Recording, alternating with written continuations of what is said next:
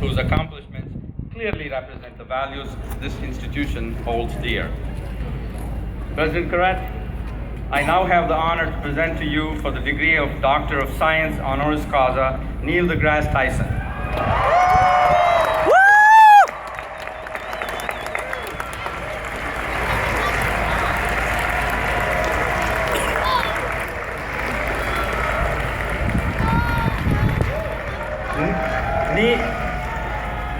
Neil deGrasse Tyson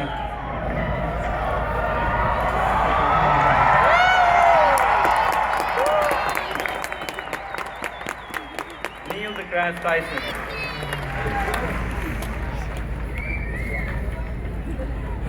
You're both admired by the public and highly regarded in your field. You possess the rare ability to both perform rigorous scientific inquiry and communicate the significance of science to a wide audience. You're a staunch defender and proponent of the importance of science to human advancement and as its own source of glory and awe. As director of the Hayden Planetarium, author of best-selling crossover books, host of Cosmos and Star Talk,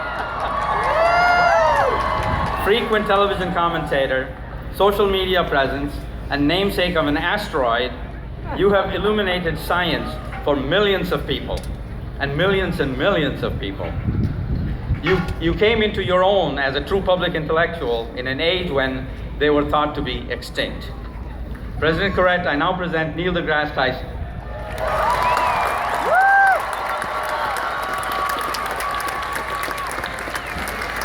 Neil deGrasse Tyson, by the authority vested in me by the Board of Trustees of the University of Massachusetts, I confer upon you the degree of Doctor of Science, honoris causa.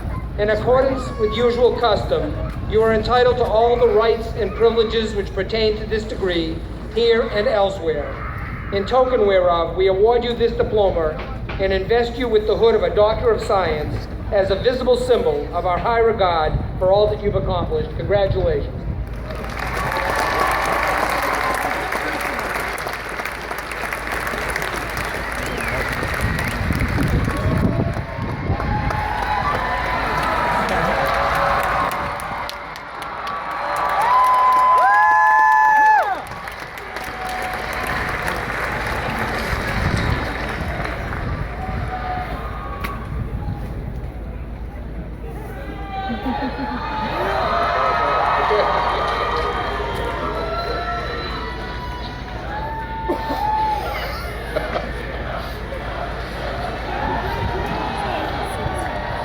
Thank you for this honor. When I first arrived in the robing room, I had to figure out, well, who was the president and the chancellor, and they were the one wearing the most bling, all right? They've got, in the hood, that's called bling, just so you know, all right? Just so you know, there. When I was invited to give the commencement speech, they said I would have 8 minutes, and I said, the universe needs a little more than 8 minutes, and need at least 9 minutes, if I can, please. Maybe 10, I don't know. I thought I would spend this time, brief as it is, together, to share with you things that you should know going forward in life. Things you should know. Maybe you already know it. Maybe, but I don't think everybody knows all of this. Things you should know. Okay. A couple of things. Your grades, whatever is your GPA, rapidly becomes irrelevant in your life.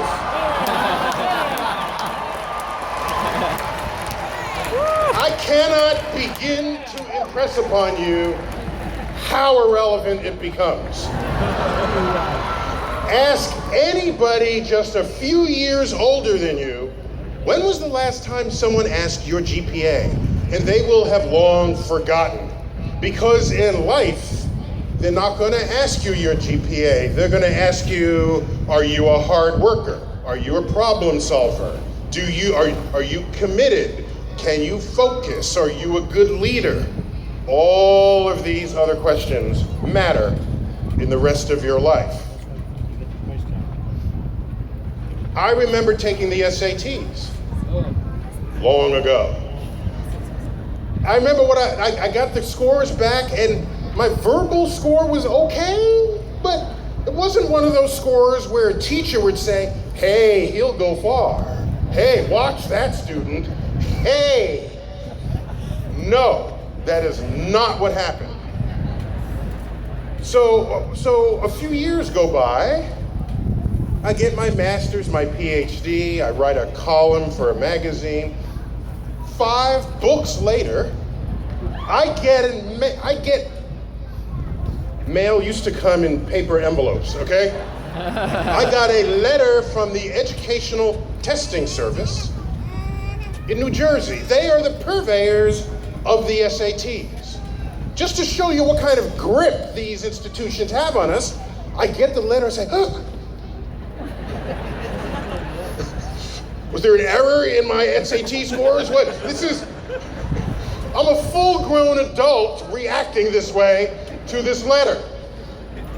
And I open it up and they said, Dear Dr. Tyson, we were reading one of your essays on the universe and we were impressed with it so much we want to use it for the next round of SATs for the reading comprehension part for the students. And so I said, what the fuck just happened here? What? Something is wrong. That's brilliant.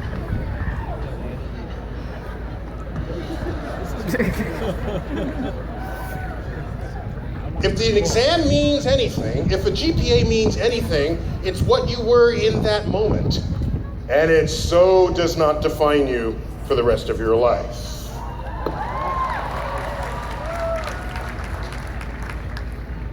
Another thing,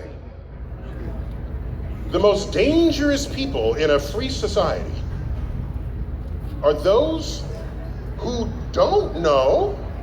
By the way, it's okay to not know. This is what school is for. That's okay. But if you don't know, but think you do know, and have power over legislation that would affect others, that is dangerous.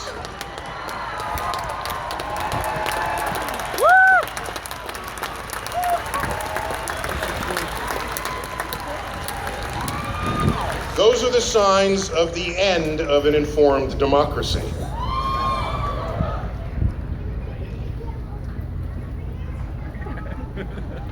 Science matters.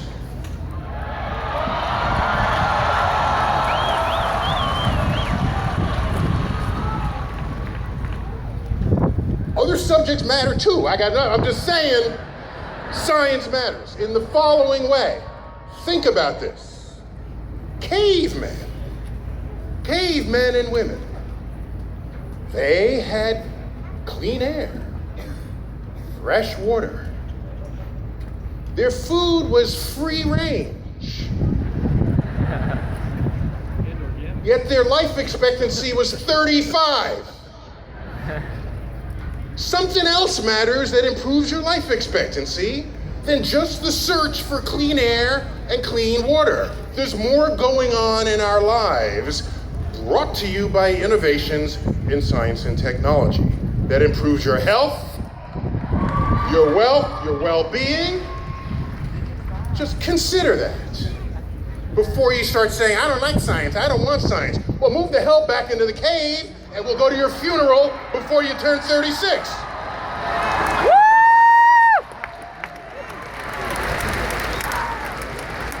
Another thing, this is just a list, that's all, I'm just going down the list.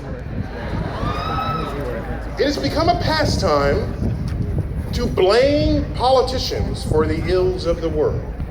And I understand the urge to do that. I get that. However,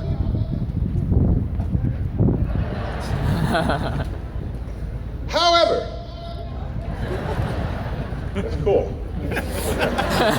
I understand the urge, but at the end of the day, the politician is a representative of an electorate. So when I go to Washington, but I don't beat the politicians over the head. They are duly elected officials. If you have an issue with politicians, it's because you have an issue with your fellow citizens who put them there. So if there is a politician who is sure the universe is 6,000 years old, it's because there are people walking among us who think that. As an educator, it is my duty to teach people about the methods and tools of science, how and why it works, because the engines of tomorrow's economy depend on it. Innovations in science and technology will drive the 21st century economies. The extent to which you cherry pick science for your own philosophies, just because you didn't like the result, where does that stop? What's going to happen? You're going to say, oh, I want to repeal the law of gravity because I gained 10 pounds last month? Wait, where does that stop? The laws of physics affect us all. Objective truths are true whether or not you believe in them. So if you are not scientifically literate in the 21st century, you will have disenfranchised yourself from important decisions that affect us all.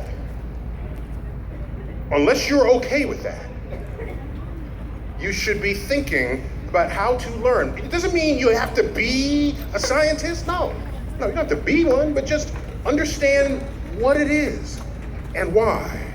Now, science literacy is not how much you know. It is how is your brain wired for thought.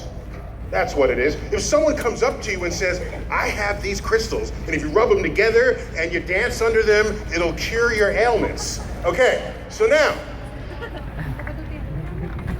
it's easy to be smug and say, this person is a freaking idiot. Let me just leave that alone. Okay, fine.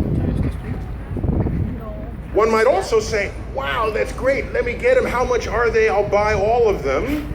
Do you realize each of those states of mind are equally as lazy? It actually takes effort to inquire about the truth of something. Effort. So you ask, where are these crystals from? What are they made of? What is their chemical composition? What are the properties you are invoking that claims to create the health? What are the experiments? Can you cite them? That is science literacy. Neither the blunt acceptance nor the blunt rejection of a claim of someone who is making statements in the name of science. That's a point. Another point, I think, this is a personal thing, I think on some level role models are overrated. Ooh. Let me tell you why. I will tell you why. Growing up in the Bronx in the house, yeah. Had I required as a prerequisite that another black man from the Bronx had become an astrophysicist for me to become one, I'd still be in the Bronx. If you require a role model who looks just like you to be something you want to be and you can't find one, is that a reason to not be what you want to be? No. So my argument is simple. You can assemble your role model, get the people who do what you like, but you don't have to be them. Just be the piece of them that you want to be. And then someone who is moral, you do that. Someone who's athletic, you do that. So you don't have to be the whole person. That protects you from when the person messes up in some fundamental way. There isn't this fear that now you have to go mess up too, because that's what your role model did. So I encourage people to assemble their role models a la carte. That is far more potent a way to establish what it is you may become in this world. Now, a couple of things just cosmically. The universe is bigger than you are. That's lesson one, okay? That sounds obvious, but some people don't really know that. Number two, Earth. If someone invites you to go to Mars, just remember how beautiful Earth is before you do that. You can breathe the air, things like this. However, do not forget that Earth is really good at killing you. 90%, over 97% of all the species of life on Earth that have ever existed are now extinct because of Earth. So we think of Earth as a haven, but in fact, it is out to kill us every opportunity it gets. It's our ingenuity, in spite of that fact, that prevents it. And the sun is a limitless source of energy. Oil under the ground, not so much. If you want us to exist and thrive into the future, and you're one of these people who say, I don't need space. I solve all my problems here on Earth. Meanwhile, there's unlimited energy, unlimited resources. And that's this is what you're saying to yourself? Move back to the cave, because in fact, that's where you will land when this is over. And I want to leave you with two more points. I grew up during the Cold War, as did many on this dais. We used to say we are the leaders of the free world here in America. And Russia, they're not free. They have to show their IDs everywhere they go. That country spies on their own citizens.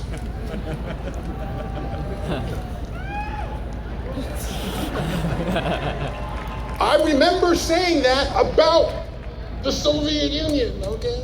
And now, so I don't know, I look at, there are cameras everywhere in the streets, and I don't know what that means. I mean, if the KGB had the surveillance that America has today on its own citizens, they would totally dig that back in the Cold War. So I don't know what has happened to the world, but you're up next in the batter's box. It's up to you. If it's okay with you that everybody's looking at you, all right. It's not okay with me. It's not okay with people who remember what it really meant to live in a free society.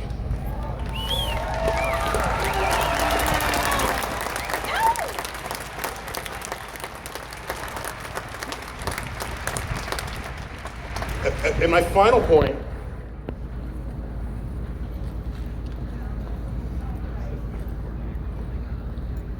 we live in a world where not everyone has the urge to help others. Okay? You want to do it all yourself, for yourself, and sort of require that other people help themselves. And I'm reminded of a saying that went around for a while. They say, we need people to lift themselves up by their bootstraps. And then I think about that, and that works, sometimes, but we are reminded that, in fact, I'm gonna tweet this, just because. Yeah, because I'm feeling it. Excuse me on the dais here. Just take a second.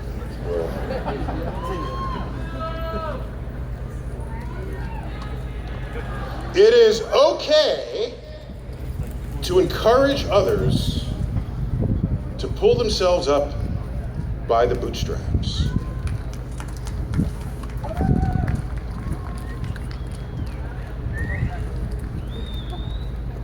But if you do, just remember that some people have no boots. Thank you, Amber.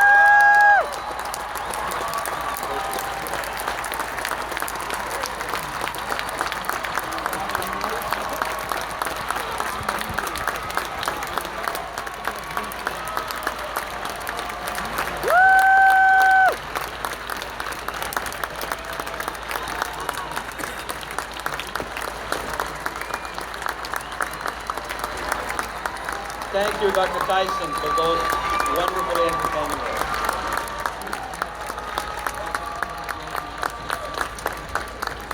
That was Thank you. completely worth every minute of waiting. You will never forget this commencement speech. Well, graduates.